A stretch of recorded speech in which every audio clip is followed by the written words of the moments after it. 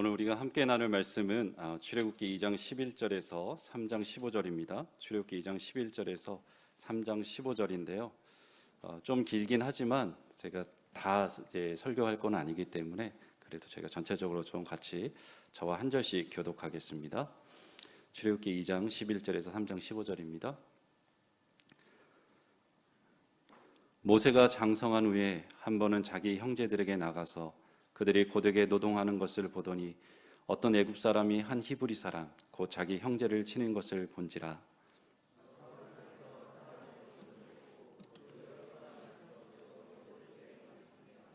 이튿날 다시 나가니 두 히브리 사람이 서로 싸우는지라. 그 잘못한 사람에게 이르되 내가 어찌하여 동포를 치느냐 하며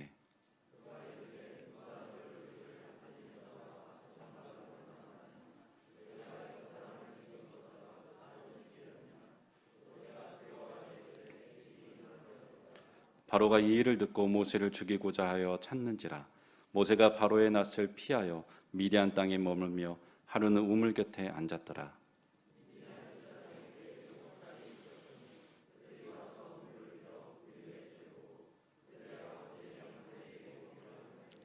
목자들이 와서 그들을 쫓는지라. 모세가 일어나 그들을 도와 그 양떼에게 먹이니라.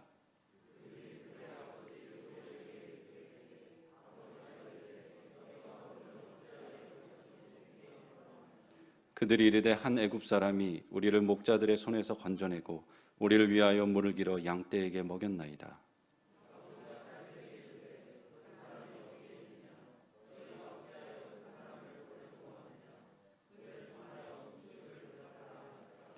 모세가 그와 동거하기를 기뻐하며 그가 그의 딸 십보라를 모세에게 주었더니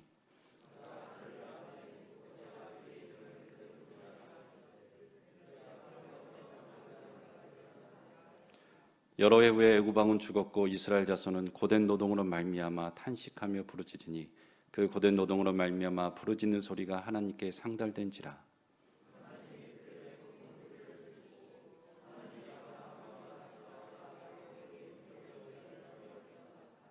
하나님이 이스라엘 자손을 돌보셨고 하나님이 그들을 기억하셨더라.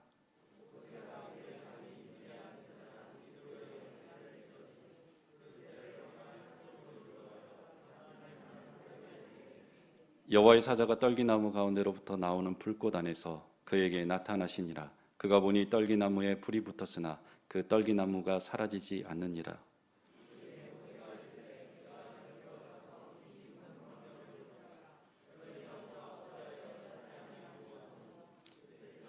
여호와께서 그가 보려고 돌이켜 오는 것을 보신지라. 하나님이 떨기나무 가운데서 그를 불러 이르시되 모세야 모세야 하시매 그가 이르되 내가 여기 있나이다.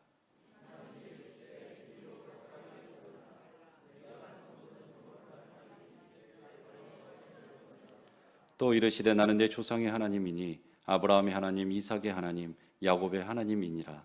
모세가 하나님 배웠기를 두려워하여 얼굴을 가리매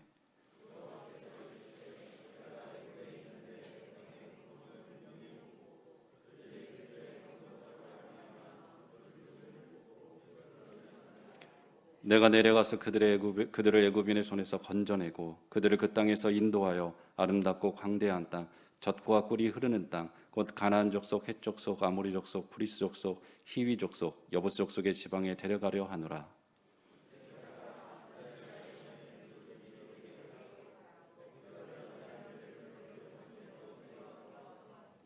이제 내가 너를 바로에게 보내어 너를 내 백성 이스라엘 자손을 애굽에서 인도하여 내게 하리라.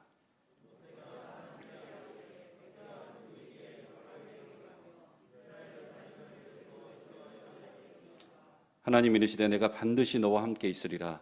내가 그 백성을 애굽에서 인도하여 낸 후에 너희가 이 산에서 하나님을 섬기리니 이것이 내가 너를 보낸 증거니라.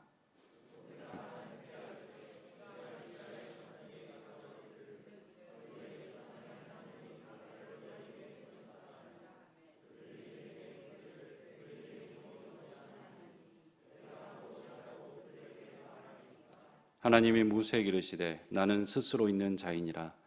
또 이르시되 너는 이스라엘 자손에게 이같이 이르기를 스스로 있는 자가 나를 너희에게 보내셨다 하라. 하나님이 또 모세에게 이르시되 너는 이스라엘 자손에게 이같이 이르기를 너희 조상의 하나님 여호와 곧 아브라함의 하나님, 이삭의 하나님, 야곱의 하나님께서 나를 너희에게 보내셨다 하라. 이는 나의 영원한 이름이요 대대로 기억할 나의 칭호니라. 아멘.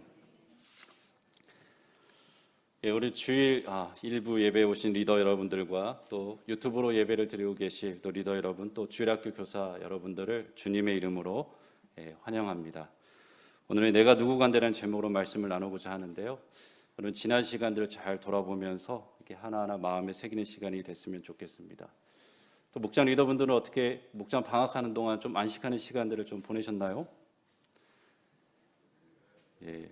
사실 방학이라고 하지만 또 영혼을 섬기는 거는 계속 부담감이 있어서 쉬어도 쉬는 것 같지도 않고 또 기도의 끈을 놓을 수 없는 게 또 리더의 삶인데, 하나님께서 여러분에게 갚아주시고 세임 주시기를 주님 이름으로 축원합니다. 교사 여러분들도 이번 한 달 동안은 특별히 우리 아이들을 잘 섬겨주셨는데요. 예수님이 나의 소망이에요, 이거 제목으로 하나하나 또 아이들의 사랑과 또 말씀으로 섬겨주셔서 감사합니다. 참 교사는 방학이 없는 섬김인데 또 오늘 하나님께서 또 놀라운 은혜와 새로운 힘을 주시기를 주님의 이름으로 축원합니다. 아멘. 오늘 우리가 함께 읽은 본문은 모세의 영적 여정 가운데서 가장 손꼽히는 중요한 여정 중에 하나이죠. 그러면서 우리의 영적 여정을 돌아볼 수 있는 거울이 되는 본문이기도 합니다. 설교 제목처럼 오늘은 좀 모세가 자신의 영적 여정 가운데 자기 자신을 어떻게 인식하고 하나님의 부르심에 어떻게 반응했는지, 그리고 그가 자신 앞에 열려진 새로운 삶을 어떤 마음의 자세로 나아갔는지를 살펴보고자 합니다. 이것을 통해서 우리 자신을 돌아보고 그리고 하반기를, 그리고 우리 앞에 펼쳐진 새로운 영적 여정을 어떻게 걸어가야 될지 말씀을 통해서 살펴보고자 합니다. 자, 이제 모세의 영적 여정을 한번 같이 들어가 보겠습니다. 11절을 보면 모세가 장성한 후라고 시작합니다. 이걸 보면서 도대체 장성했다는 게 어떤 의미일까? 우리가 이런 생각을 할 수 있죠. 사도행전 7장 23절을 보면 이 장성했다는 말을 어떻게 하냐면 모세가 나이 40이 되매 이렇게 말합니다. 그가 나이 40이 되었을 때 어떤 행동을 했다고 오늘 본문은 말하고 있죠. 먼저 어떻습니까? 자기 형제들에게 나가서 그들이 고되게 노동하는 것을 봅니다. 그런데 이것은 단지 동네 마실을 이렇게 나가는 것, 그런 것을 말하는 것이 아닙니다. 우연히 자기 동료, 자기의 그 백성들이 고통당하는 것을 우연히 본 것을 말하고 있지 않아요. 왜냐하면 이 그가 보다라는 단어를 이렇게 원어로 이렇게 살펴보면 모세가 의도를 가지고 이들을 불쌍히 여기면서 보고 있는 것을 말하기 때문입니다. 그런데 마침 어떤 애굽 사람이 자신의 형제 한 히브리 사람을 치는 것을 봅니다. 그러니까 모세가 갑자기 주위를 살펴보는 거죠. 사람이 있나 없나 살펴보고 어떻게 합니까? 쳐 죽여서 모래 속에 감춥니다. 사실 이것만 보면 본문이 너무 갑작스럽게 전개가 일어나는 거죠. 모세가 왜 갑작스럽게 이렇게 사람을 쳐 죽일까? 당황스러울 수 있는 거죠. 그 전까지는 왜 가만히 있다가 나이 40이 돼서 이런 일을 할까? 너무나 순식간에 이런 일들이 일어나서 모세가 도대체 어떤 이유로 어떤 삶을 살았기에 이런 행동을 했을지에 대해서 우리가 고민할 수 있는 것이죠. 사실 이 행동은 모세가 지금까지 어떤 삶을 살았는지 그 삶의 한 단면을 잘 보여주는 장면이기도 합니다. 그가 40세가 되기까지 무엇을 했는지 사도행전 7장 22절에서는 이렇게 말해요. 모세가 애굽 사람의 모든 지혜를 배워 그의 말과 하는 일에 능하더라, 이렇게 말합니다. 당시 이제 지혜라고 하면 애굽의 지혜가 아주 손꼽혔습니다. 후에 솔로몬의 지혜를 얘기할 때 솔로몬의 지혜의 탁월함을 애굽의 지혜와 비교해서 얘기할 정도였던 거죠.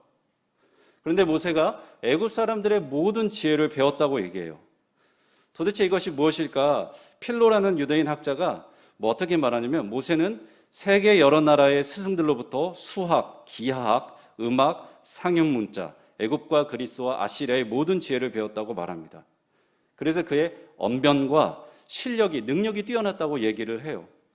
또한 유대인 역사가 요세푸스는 뭐라고 하냐면 그가 정부의 요직에 앉을 준비를 하거나 아니면 바로의 후계자가 될 준비를 하고 있었다, 이렇게 말합니다. 여러분, 충분히 납득이 가는 설명이죠. 왜냐하면 모세는 이집트 왕자거든요.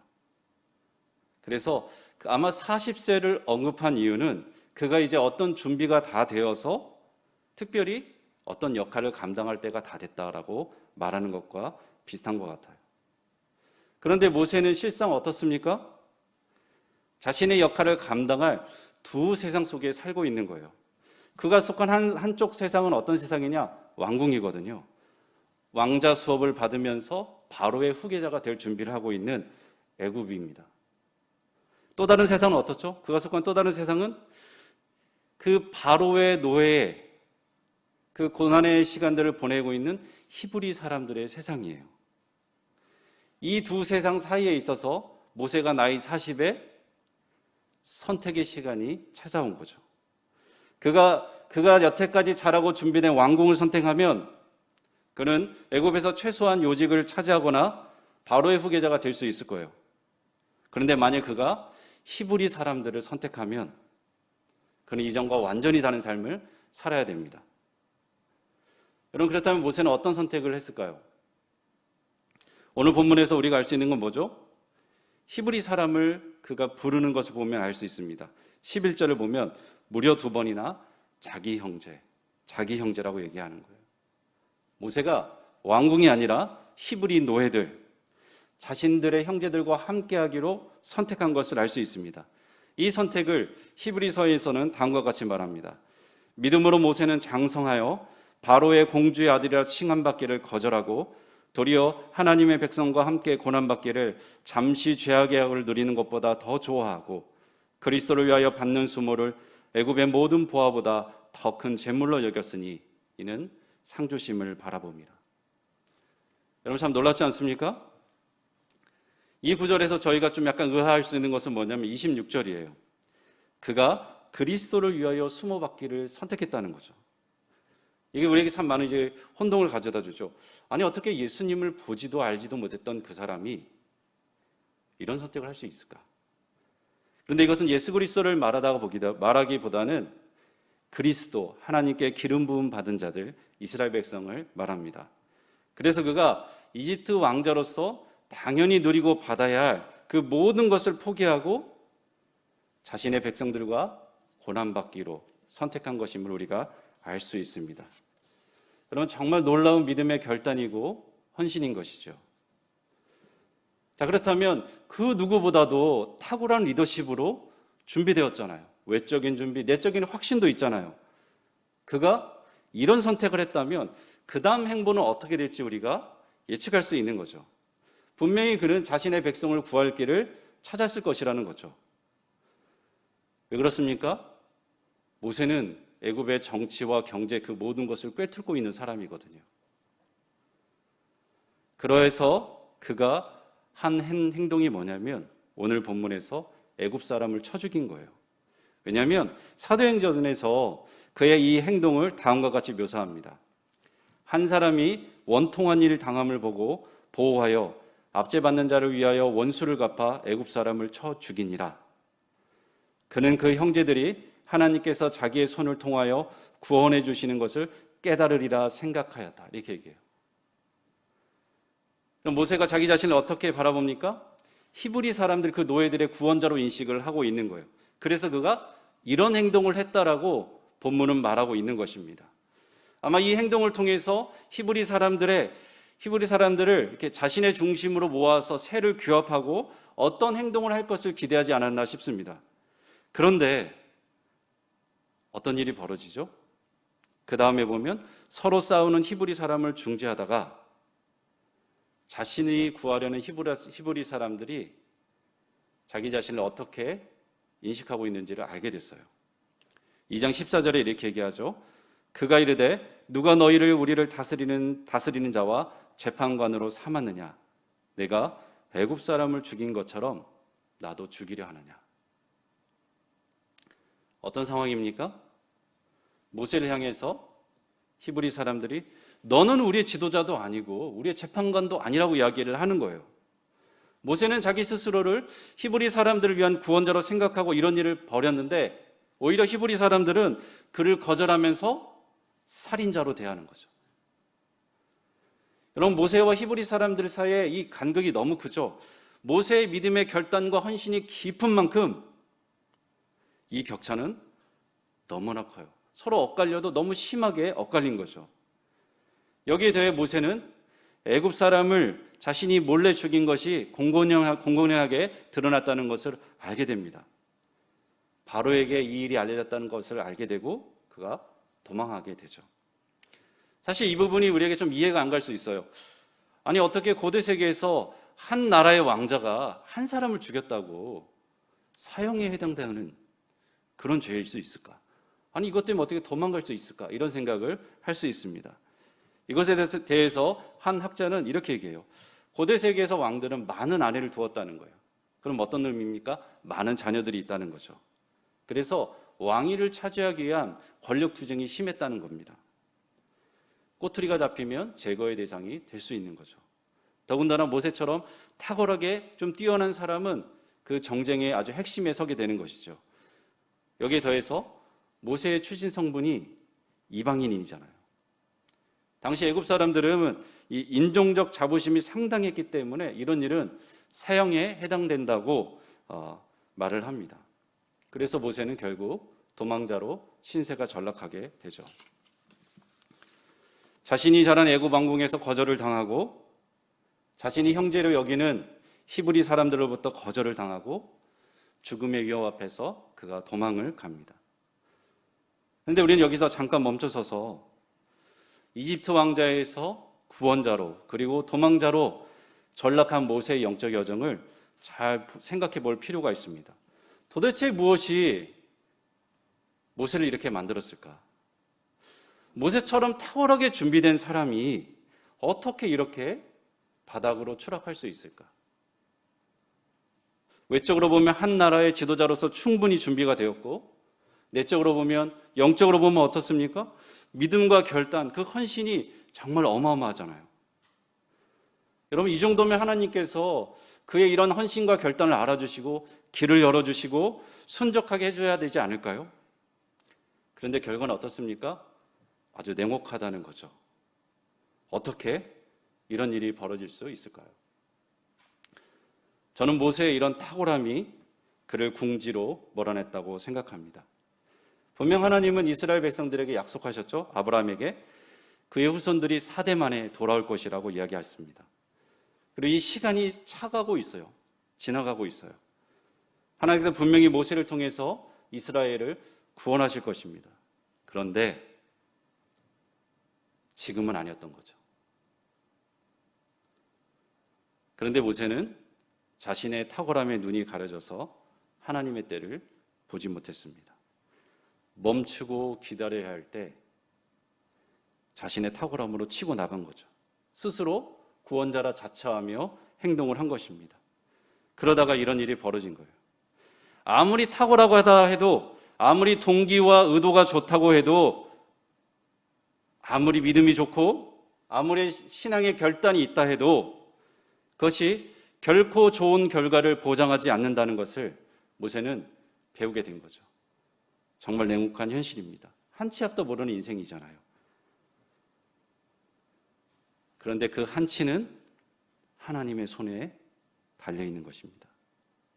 그래서 우리는 이런 모세의 모습을 보면서 탁월함에 속지 말아야 돼요.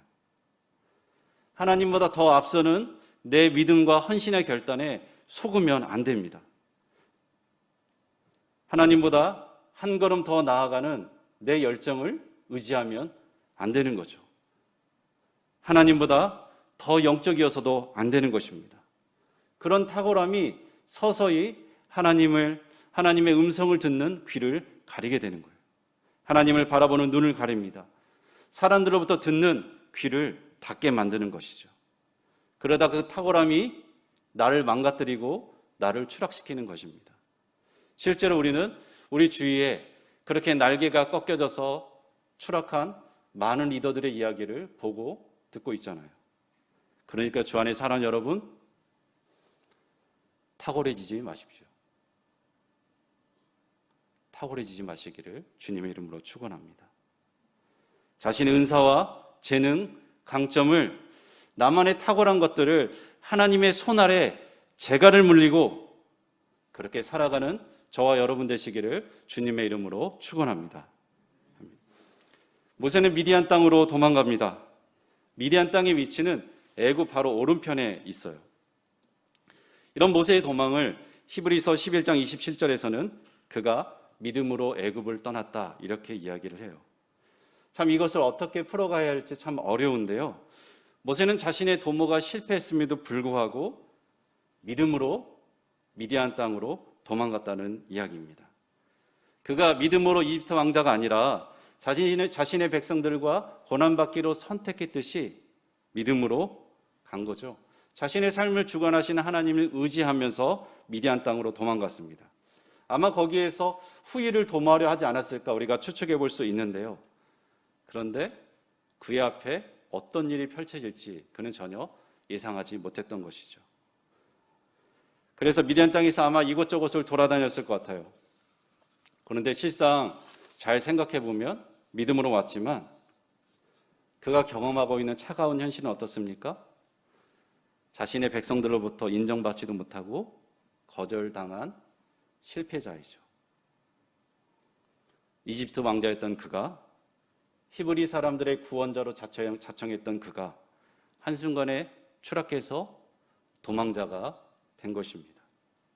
그래서 아마 그의 마음에는 이 깊은 실패와 좌절감에 그 쓴맛 때문에 괴로웠을 거예요.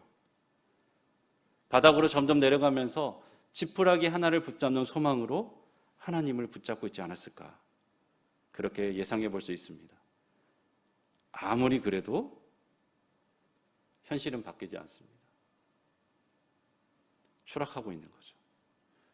그런데 이런 상황에서 하나님은 그를 어떻게 대할까요? 하나님을 붙들고자 하는 모세를 하나님은 어떻게 대할까요? 너는 내 뜻과 내 계획을 따르지 않았으니까 네가 없었으니까 이제 끝이다 라고 하나님께서 하실까요? 그냥 내버려 두실까요? 그렇지 않습니다. 하나님은 그를 붙들어 주시죠. 15절을 보면 어느 하루 그가 우물 곁에 앉았다고 말합니다. 그 우물에서 마침 양떼에게 물을 먹이려는 미디안 제사장의 7달을 돕게 됩니다. 그리고 그들에게 초대를 받고 결국 함께 거하게 되죠. 근데 21절을 보면 이렇게 얘기해요. 그들과 함께 거하는 것을 모세가 기뻐했다고 말합니다. 왜 그들과 함께 거하는 것을 모세가 기뻐했을까요? 여러분, 미디안 족속은 어떤 사람들이죠? 아브라함의 후손이에요. 특히나 시내반도 부근에 거주하는 미디안 족속은 셈족의 영향을 받아서 하나님을 섬겼다고 합니다. 여기 하나 더해 그를 초대한 사람이 누구입니까? 하나님을 섬기는 미디안 제사장이에요. 그의 이름이 루엘이라고 합니다. 3장 1절에서는 이드로라고 말하는데 2장 18절에서는 특별히 그의 신앙을 드러내기 위해서 루엘이라고 말한 것 같아요. 왜냐하면 루엘이란 이름의 뜻이 뭐냐? 하나님의 친구란 뜻이거든요. 여러분 잘 생각해 보세요. 모세가 도망하고 우여우여히 연결돼서 거하게 된 집이 어떤 집입니까? 서로 신앙이 통하고 말이 통하는 집인 거예요. 여러분 이것이 얼마나 중요한지 우리 일상에서 우리가 경험하고 있잖아요. 말이 안 통하면 그것만큼 힘든 게 없잖아요. 그런데 루엘과 함께하며 그 집의 사람들과 함께하는 것은 어떠냐면 자신이 경험하고 있는 수많은 하나님과의 이야기들을 나누고 자신의 고뇌와 슬픔과 아픔을 나눌 수 있는 그런 집안이었던 것이죠. 하나님은 모세의 그 고통과 그 추락한 그 모든 것을 아시기 때문에 이런 미디안 제사장의 집으로 들이셔서 그의 마음을 붙들어 주시는 것입니다. 그러니까 모세가 그와 함께하기를 기뻐하는 거예요. 그리고 루엘 아래서 모세는 이전에 받지 못했던 영적인 트레이닝을 받게 됩니다. 이건 나중에 후에 드러나게 돼요. 여기에 더해서 모세는 그 딸 중에 하나인 시보라와 결혼을 해서 두 아이를 낳습니다. 여러분 이렇게 딱 두 아이를 낳는 장면까지 가게 되면 어떻죠? 시간이 기약 없이 흘러간 거예요. 이 흐름 속에서 낳은 첫째 아이 이름이 무엇이라고 말합니까? 22절을 보면 게르솜이라고 말합니다. 이 아이의 이름의 뜻이 무엇이죠? 내가 타국에서 나그네가 되었다라는 뜻이죠. 사실 오늘 본문에서는 놀랍게 모세의 둘째 아들의 이름과 그 뜻을 말하지 않아요. 왜 그렇겠습니까? 첫째 아이의 이름이 모세의 영적 여정에 중요하기 때문이죠. 무엇을 말하는 거죠? 모세는 애굽 왕자도 아니고 구원자도 아니고 도망자에서 이제 나그네가 됐다고 말하는 것입니다. 결혼해서 자녀를 가졌지만 그럼 어떻습니까? 보통은 마음을 잡고 정착을 해야 되잖아요. 정착을 하지 못하는 거예요. 자기 자신을 나그네로 인식하는 것입니다. 믿음으로 미디안 땅에도 왔음에도 불구하고 아무런 일이 벌어지지 않는 거예요. 그 집에 거하는 것 말고는. 그러니까 어떻습니까? 시간이 지나면서 잊혀진 나그네로 살아가는 거죠. 여러분, 나그네라는 정체성은 정말 힘들거든요. 사람은 자신이 어디에 속했는지에 따라서 자기 자신을 인식하지 않습니까? 자신의 안정을 삼잖아요. 그런데 모세는 어떻습니까? 애굽에 속한 사람도 아니에요. 히브리인에 속한 사람도 아니에요. 지금 미디안 땅에 있지만 미디안에 속한 사람도 아닌 거죠. 마음을 둘 수 없는 나그네로 살아가고 있는 것입니다. 얼마 동안 그렇게 살아가죠? 무려 40년을 그렇게 살아갑니다. 더구나 3장 1절을 보면 모세는 자신의 소유도 없어 보여요. 모세가 자신의 양떼를 치고 있다고 얘기하나요? 무엇이라고 하죠? 그의 장인 미디안 제사장 이드로의 양떼를 치고 있습니다. 여러분, 야곱을 한번 떠올려 보십시오. 자신의 그 외삼촌 라반의 집에서 20년 동안 있었습니다. 그가 어떤 사람이 됐습니까? 양과 염소를 치면서 정말 한몫을 차지해서 그 라반의 아들들이 시기할 정도였어요. 거부가 된 거죠. 독립을 해도 정말 여러 번 독립할 수 있는 수많은 부를 야곱은 차지하고 있었습니다. 그런데 모세는 장인으로부터 독립도 못하고 자신의 분깃도 없이 장인의 양떼를 치면서 살아가는 거예요. 사람이 정말 너무나 처량하고 무능력해 보이죠. 정말 이 사람이 애굽 사람의 모든 지혜를 배워 그 말과 하는 일에 능했던 사람인가? 라고 우리가 질문할 정도로 넌 전혀 다른 사람이 되어 있는 것을 보게 됩니다. 모세는 이런 자신의 상태를 산의 이름으로 빗대어서 표현해요. 3장 1절을 보면 그가 하나님의 산 호렙에 이르렀다고 말하는데 이 호렙산의 의미가 그런 거거든요. 그런데 우리가 여기서 생각할 것은 뭐냐면 하나님의 산이라는 단어가 앞에 딱 붙어 있는 거예요. 왜 하나님의 산이라고 붙였을까? 모세가 그 산은 하나님의 산이라고 인식했을까라고 우리가 생각해 볼 수 있는데 이것은 모세가 자신의 나중에 그 영적 여정들을 돌아보면서 출애굽기를 기록할 당시에 그 산은 내가 하나님을 만난 산이고 이스라엘 백성들이 하나님과 언약을 맺은 특별한 산인 것을 그때 나중에 붙인 거거든요. 그러면 하나님의 산이라는 의미를 쭉 빼면 뭐만 남습니까? 산의 이름인 호렙만 남게 되죠. 이 산은 우리가 너무나 잘 알고 있는 신의 산이에요. 그런데 왜 신의 산이라는 이름을 쓰지 않고 굳이 호렙이라는 이름을 쓸까요? 출애굽기에서는 3번 신의 산 대신에 호렙이라는 단어를 사용합니다. 왜 그렇게 할까요? 이 산의 이름의 뜻이 황폐한 지역, 폐허란 뜻을 가졌기 때문입니다. 그래서 출애굽기 안에서 황폐함이 강조될 때 신의 산 대신에 호렙이라는 단어를 사용합니다. 모세 자신의 상태가 그렇게 피폐해져 있다고 이야기를 하는 거죠. 사실 이런 모세의 상태는 우리가 너무나 잘 이해가 되죠.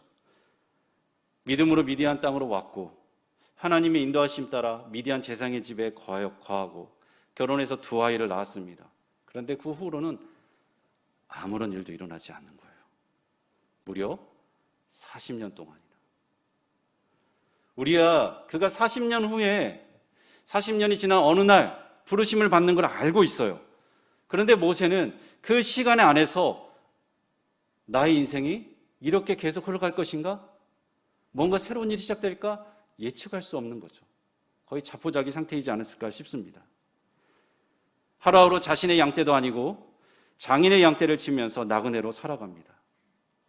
여러분, 사람은 자신이 하는 일을 통해서 자신의 정체성을 삼잖아요. 한 번은 월드컵 스타인 월드컵 스타 중에 하나인 이영표 선수가 이런 간증하는 것을 제가 들었어요.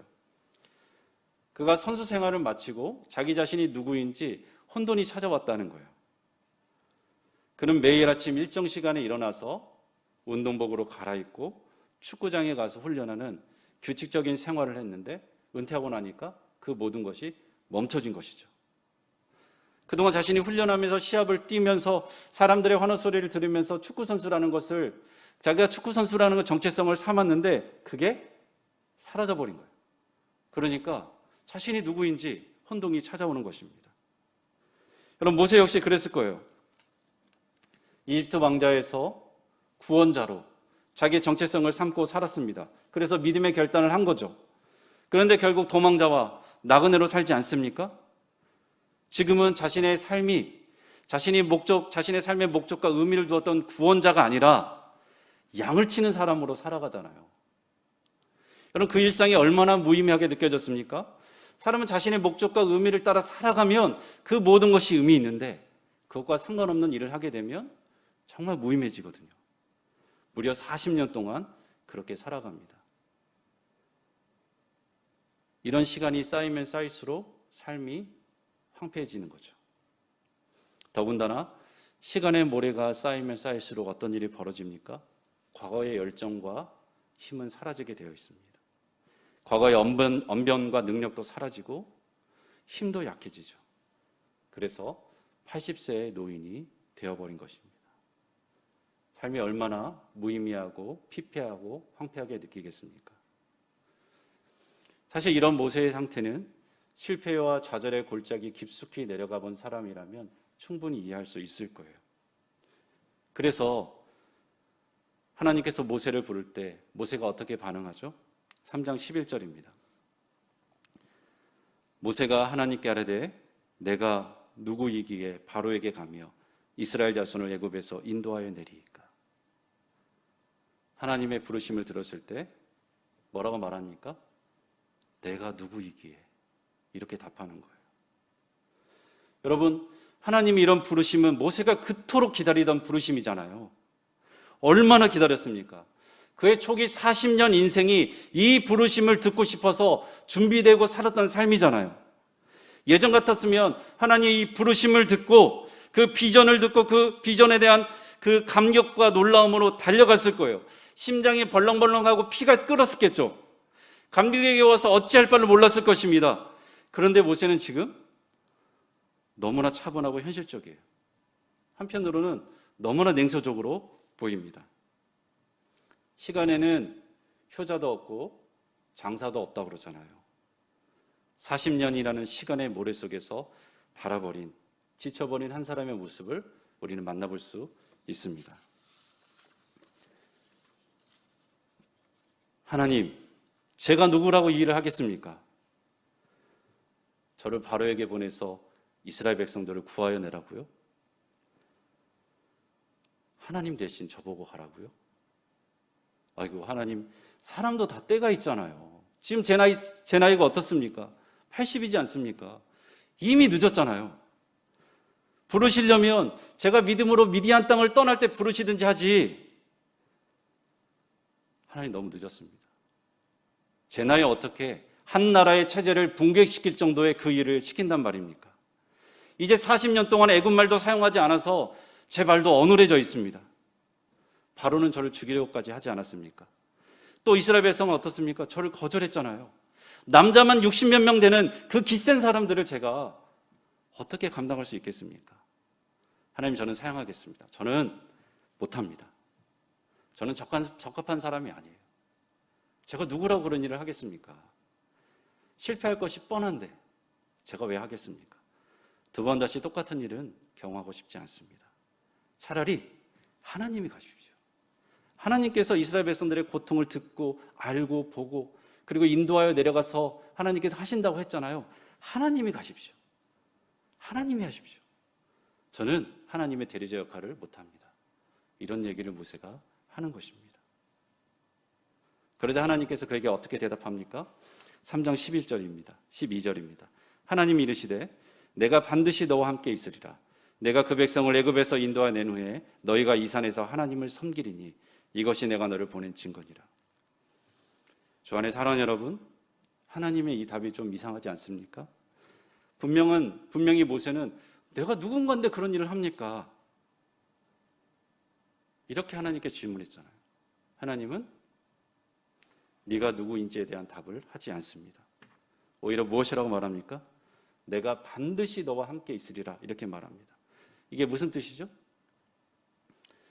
너는 중요하지 않다는 거예요. 이 부르심을 감당하는데 너의 어떠함은 중요하지 않다고 말하는 것입니다. 네가 40년에는 시간의 무게 아래서 힘이 빠지고 지치고 열정도 다 사라지고 이전같이 자신감도 없고 무기력하게 있어도 상관없다고 얘기를 하는 겁니다. 너 스스로가 아무리 스스로 황폐하고 폐허처럼 느껴도 괜찮다고 말하는 거예요. 너의 어떠함이 중요한 게 아니라 내가 너와 함께 하느냐 하지 않느냐가 중요하다고 말하는 것입니다. 그럼 모세가 이것을 40년 전에 알았으면 얼마나 좋았겠습니까? 하나님 이런 답을 사실 곰곰이 생각해 보면 이런 질문을 또 할 수 있어요. 아니 하나님 저의 어떠함이 중요하지 않는다면 아무나 보내시면 되잖아요. 꼭 저희 필요는 있습니까? 그래서 모세가 나중에 네 번째 하나님께 질문할 때 이 질문하죠. 오 주여 보낼 만한 자를 보내소서. 이렇게 얘기하는 거예요. 하나님 저 말고 딴 사람 보내세요. 하나님과 함께하는 게 중요하다면요. 모세가 참 하나님의 빈틈을 잘 찾아요. 그래서 이런 말을 하기도 하죠. 모세가 내가 누구이게 이런 질문하니까 하나님께서 내가 너와 함께하겠다 이렇게 말합니다. 그리고 하나님께서 함께 하신다는 증거는 뭐냐? 어떤 얘기를 하냐면 이스라엘 백성들이 호렙산에서 하나님을 섬기게 될 것이라고 얘기합니다. 달리 말하면 뭐냐면 하나님께서 나중에 되어질 일을 가지고 증거를 삼는 거예요. 그 말은 뭡니까? 반드시 그 일을 이루겠다는 거죠.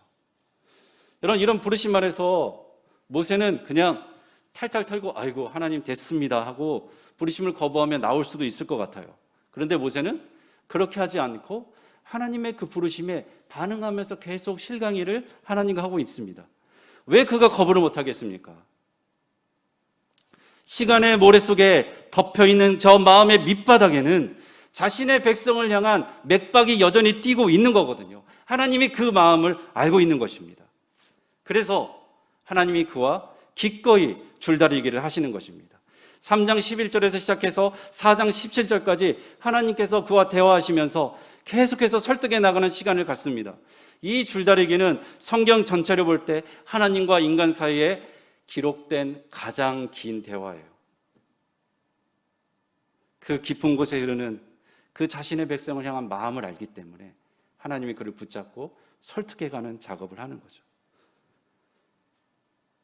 이런 하나님과 모세 사이의 첫 번째 줄다리기를 지나면 자연스럽게 2라운드로 넘어갑니다.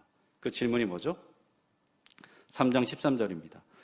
모세가 하나님께 아뢰되 내가 이스라엘 자손에게 가서 이르기를 너희 조상의 하나님이 나를 너에게 보내셨다 하면 그들이 내게 묻기를 그의 이름이 무엇이냐 하리니 내가 무엇이라고 그들에게 말하리까?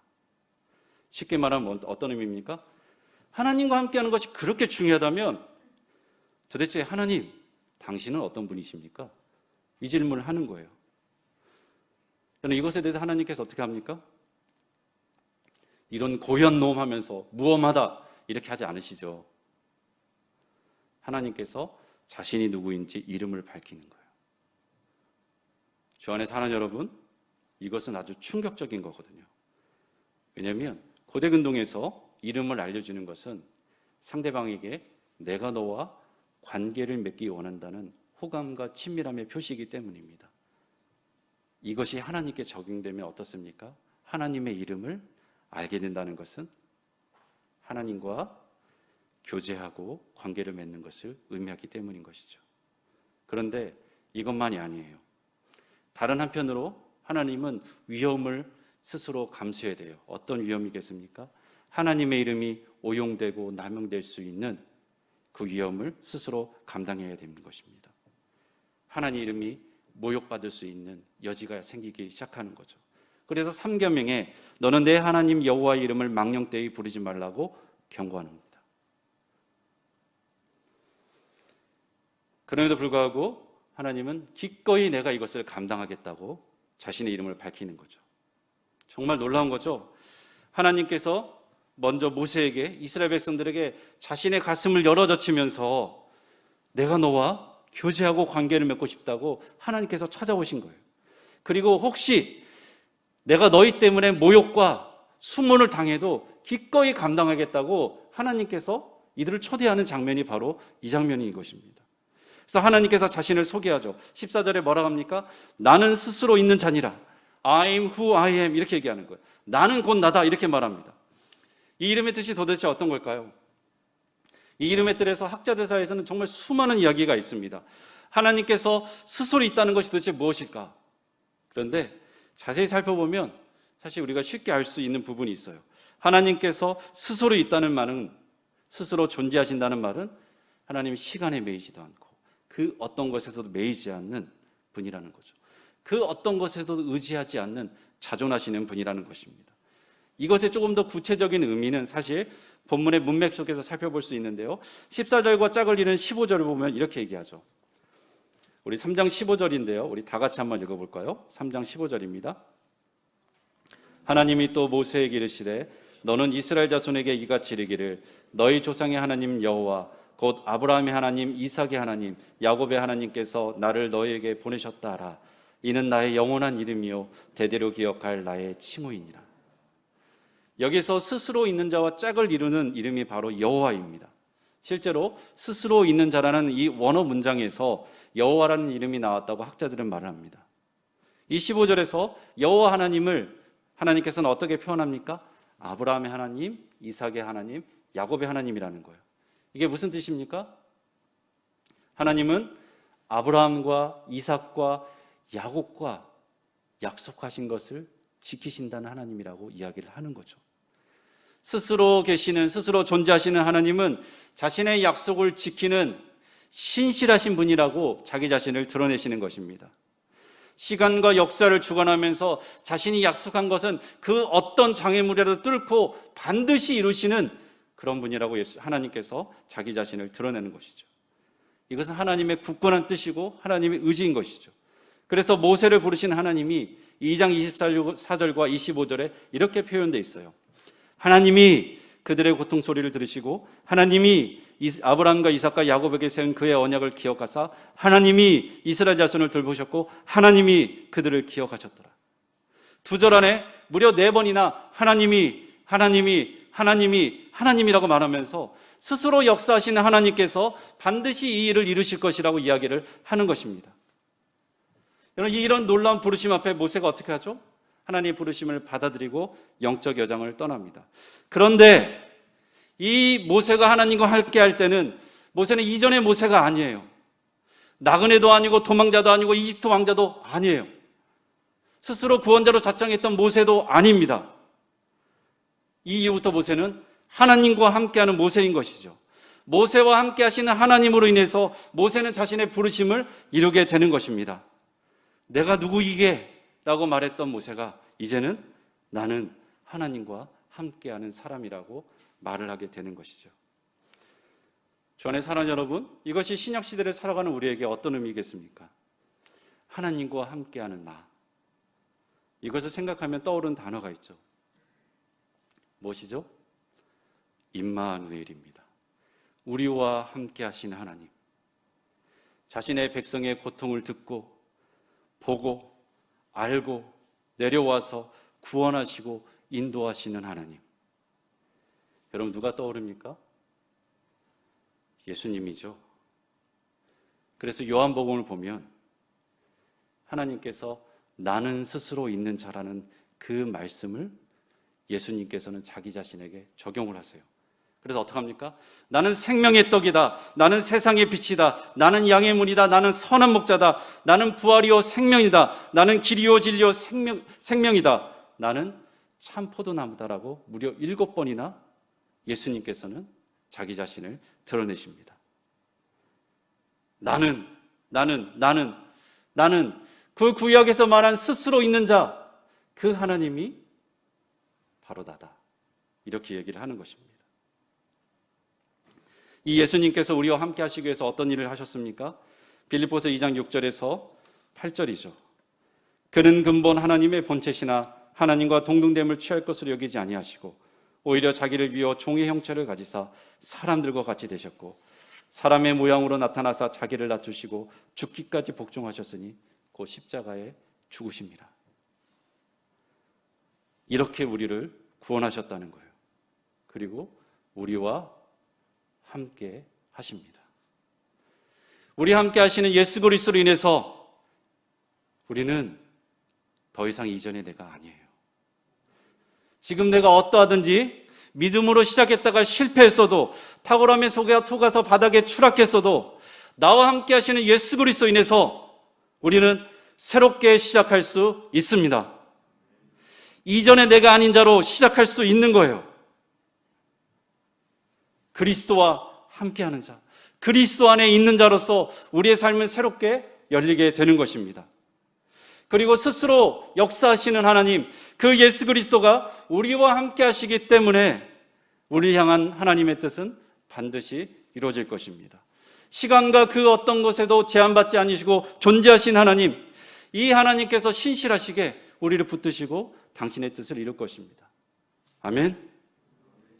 이렇게 함께 하신 하나님은 우리를 또 다른 여정으로 초대합니다. 그것은 우리가 하나님의 백성과 함께하는 여정입니다. 모세가 하나님의 손과 발이 되어서 하나님의 마음이 되어서 이스라엘 백성들과 함께 있듯이 하나님께서 우리에게 그렇게 자신의 백성들과 함께하라고 우리를 부르시는 것이죠. 지금 내 옆에 있는 형제와 자매들과 함께 기뻐하고 함께 울라고 이야기를 합니다. 저 위에 있지 말고 내려와서 소그룹 조원들과 함께하고 주일학교 아이들과 함께 걸으라고 이야기를 하는 거죠. 이들의 부족함과 연약함을 너와 함께하는 하나님의 부요함으로 채우라고 이야기를 하시는 것입니다. 이들의 고통과 아픔에 너와 함께하는 나의 마음을 가지고 돌보라고 이야기를 하시는 것이죠. 이들의 영혼의 갈급함에 너와 함께하는 나의 말씀으로 생명의 떡으로 채우라고 주님께서 우리를 부르시는 것입니다. 그리고 이 여정을 통해서 네가 알지 못했던 하나님, 네가 이전에 경험해보지 못했던 하나님, 그 크신 하나님을 경험하고 알아가라고 우리에게 초대를 하시는 것입니다. 이런 놀라운 초대에 함께하는 저와 여러분 되기를 주님의 이름으로 축원합니다.